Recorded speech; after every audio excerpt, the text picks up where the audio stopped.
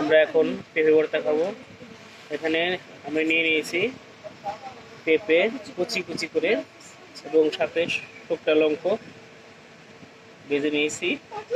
এখন আমরা নুন দেব,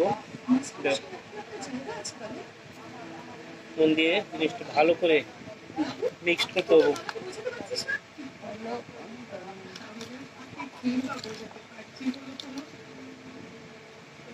দেখেন পেঁপে ভর্তা এরকম করে খালে খুব মজা লাগে। আপনারা সবাই বাসায় বানিয়ে খেতে পারেন।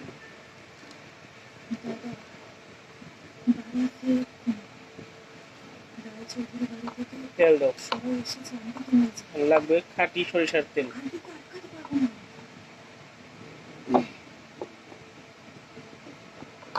তেলটা আমি দিয়ে দিলাম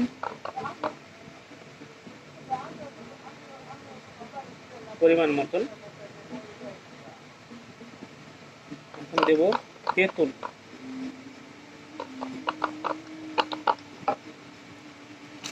পরিমাণ মতন।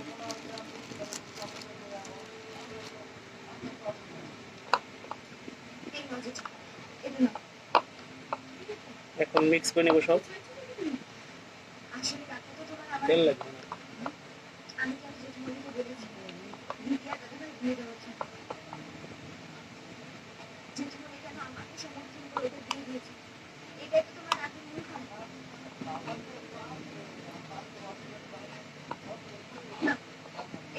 লবণ দিতে হবে, লবণ একটু কম করে।